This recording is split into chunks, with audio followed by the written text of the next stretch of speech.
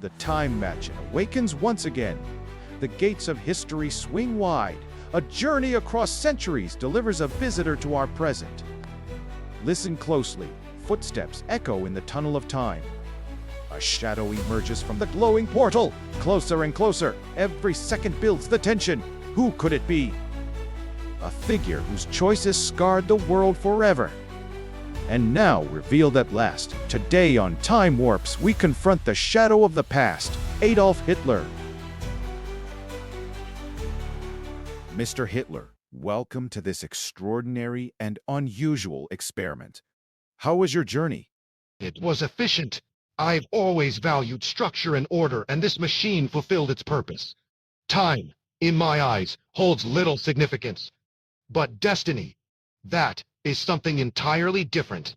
Whether in your time or mine, my mission remains the same. I was chosen by history, and my course was set. Let's begin with your early life.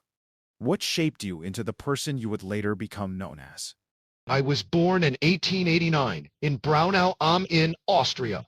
My father was a strict man, a customs officer who believed in discipline and order. My mother, on the other hand, was kind and nurturing. As a young boy, I dreamt of becoming an artist. I had a passion for painting, and I aspired to study at the Academy of Fine Arts in Vienna. But twice I was rejected. That failure ignited something in me. Instead of pursuing art, I turned to politics.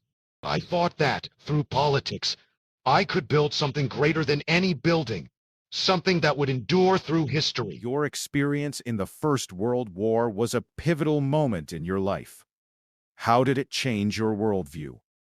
The war was a transformative experience. It stripped away all illusions I had about life and humanity. The brutal realities of war, the endless death, the gas, the mud, forced me to see things in a different light. I believed that Germany, like steel forged in fire, could rise again from the ashes of defeat. But when Germany surrendered, I saw it as a betrayal. Our leaders had accepted defeat when they should have fought on. From that point, I made a vow to restore Germany's honor, no matter the cost. And this sense of betrayal ultimately led you to the National Socialist movement. Can you explain how that came about? After the war, Germany was in chaos. There was revolution in the streets, hunger in every home, and a general sense of despair. It was in this environment that I found the German Workers' Party, and I joined it. I quickly realized that this movement was an outlet for my voice. My speeches resonated with people. They needed hope. They needed someone to guide them, someone who could give them a sense of purpose. I began shaping the party, giving it symbols, rituals, and a vision of a united Germany. But why do you respond with so much anger, with such intensity in every answer? Why so furious? My intensity is not nervousness. It is who I am. I was shaped by hardship. As a soldier in the Great War, I saw comrades fall beside me in the trenches. I felt the poison gas burn my lungs. Then I watched Germany humiliated by the Treaty of Versailles, stripped of dignity, chained by debt, starving in the streets. How could I speak calmly after seeing my nation brought so low? My fury is the fire that was lit in those years. It is not weakness. It is conviction. Every word I speak carries the weight of betrayal, of suffering, of a people abandoned. That is why my voice is sharp, why my tone is fierce. It is not mere anger. It is the reflection of my destiny. Your speeches became legendary for their emotional power. What do you think made you such a compelling orator? It wasn't just about what I said. It was about how I made people feel.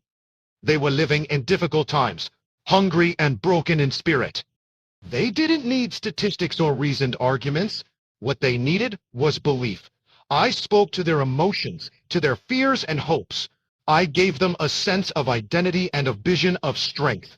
I gave them someone to blame, an enemy, and the certainty that Germany would rise again, stronger than ever. That vision, however, led to devastation, dictatorship, war, and genocide. How do you justify these actions?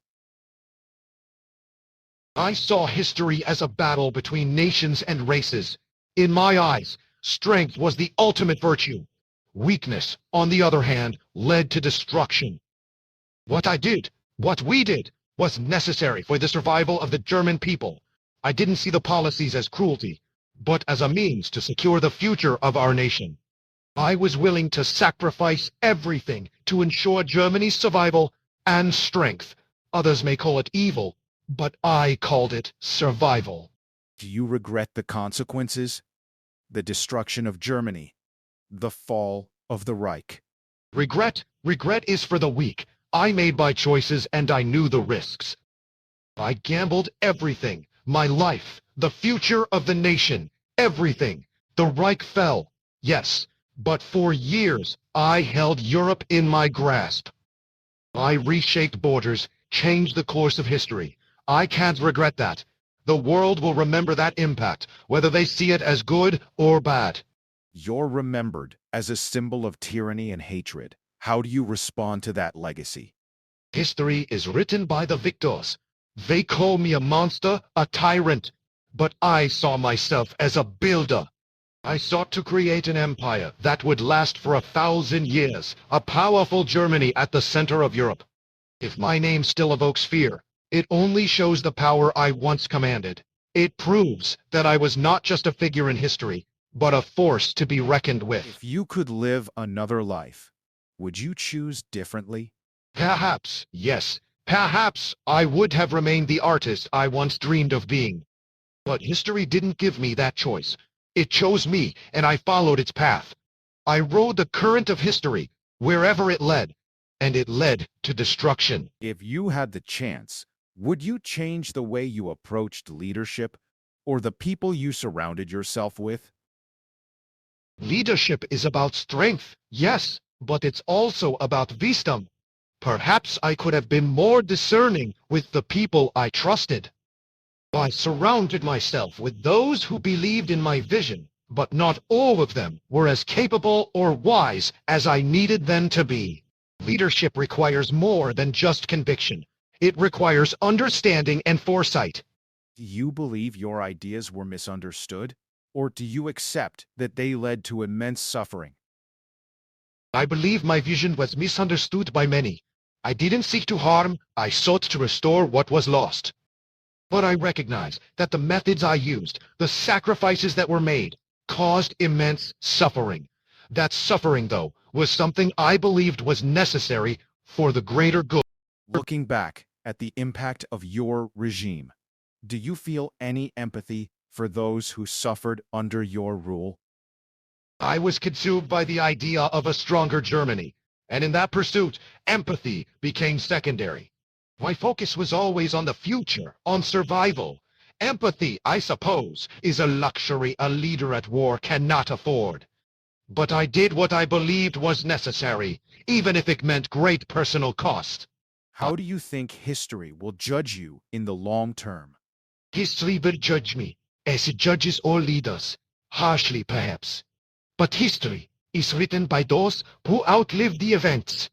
I made my mark on the world, and while my actions are seen by many as monstrous, they were never without purpose.